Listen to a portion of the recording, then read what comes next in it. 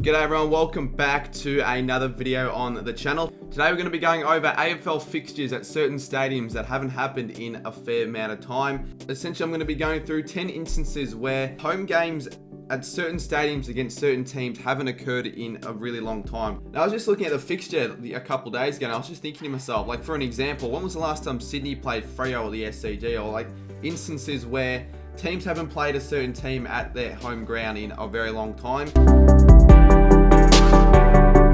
So first up, we've got GWS v Adelaide at Sydney Showground. The last time that the Giants hosted a home game at Giants Stadium against Adelaide was in round 8 of 2015. During this period, the Crows had 7 home games, all of them being at Adelaide Oval, and the Giants only had the one home game being in Canberra in 2018. Again in 2022, Crows are scheduled to play the Giants at Adelaide Oval again, so this will make it 9 times in a row where the Giants haven't played a home game against the Crows at Giants. Now next up on the list, we've got Freo and Hawthorn at the MCG. The last time the Hawks hosted the Dockers at the MCG was in round 3 of 2014. That's a streak of 11 games. For whatever reason, the Hawks just don't play the Dockers at the MCG. During this period, 7 of the games have been played in Perth and 4 of the games have been played in Tassie. So I guess that's just where the Hawks like playing their home games against interstate teams such as the Dockers.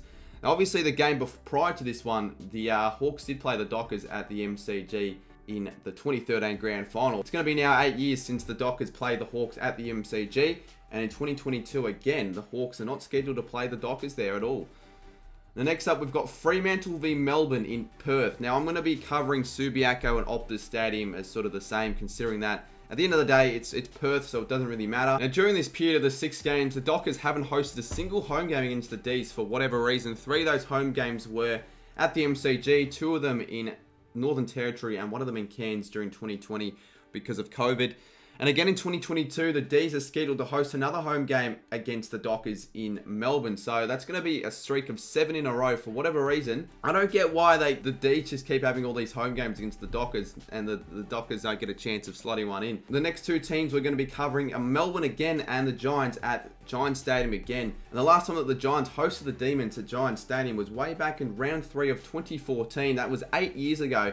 During this period, the Giants hosted 4 home games, 3 of them being in Canberra and 1 of them being in the Gabba. It's currently a streak of 10 games in a row. It will soon be 11 in 2022 where, again, the Giants are not going to be hosting the Ds at Giants Stadium. And it's the second time on the list where Giants Stadium has been featured. Obviously, the Crows and the Giants haven't played there since 2015 as well. Now next up, we've got Hawthorn versus Port Adelaide at the MCG. And it's been 8 years now since this fixture last occurred. And this happened way back in 2014 in the preliminary final. It was one of the great prelim finals in recent times. Now, during this period, the Hawks have actually hosted 4 of the home games, 2 of them being in Melbourne, but for whatever reason, the Hawks hosted them at Marvel.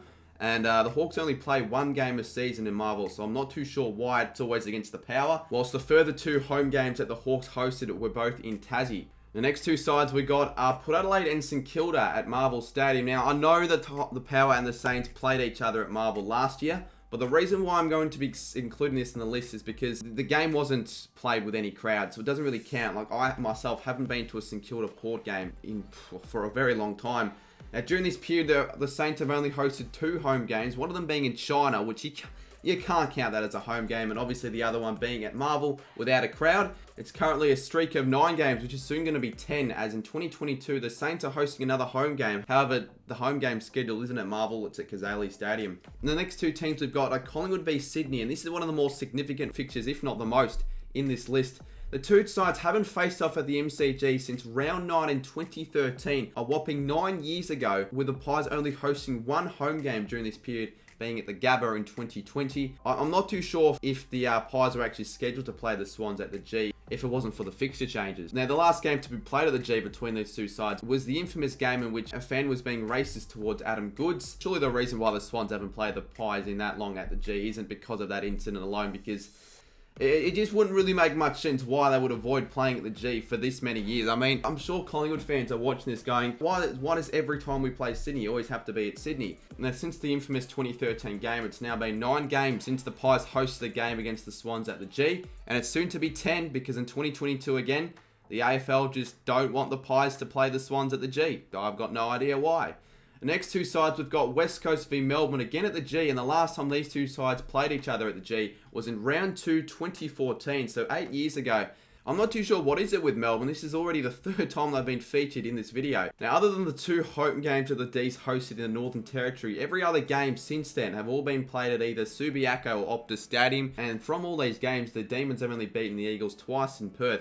However, given Melbourne's recent form, particularly in Perth, I'm sure they probably don't mind too much that they are playing home games against the Eagles in Perth, considering that they play Perth very well, and given that they will be playing the Eagles in Perth again in 2022. Now, Melbourne for the 4th time feature again in this list, and this time being against North Melbourne at Marvel Stadium. It's been 8 games now in a row in which the D's and the Roos haven't played a game at Marvel Stadium. Now, you could argue it's a bit of a strange one considering the 2 sides play at Melbourne, but then when you think about it, of the 8 games, 4 of the scheduled games between this period have been a North Melbourne home game. It's just that they've all been played in Tassie. So North just love playing the D's in Tassie, with them winning 3 of those 4 games, the one that they lost being their most recent game. However, finally, for all North fans, in 2022, North Melbourne are finally scheduled to play against the D's at Marvel Stadium for this season ahead. Next up, we've got Carlton v Richmond, and you would think, you know, what stadium could possibly be included in this list? Don't they always play games at the MCG?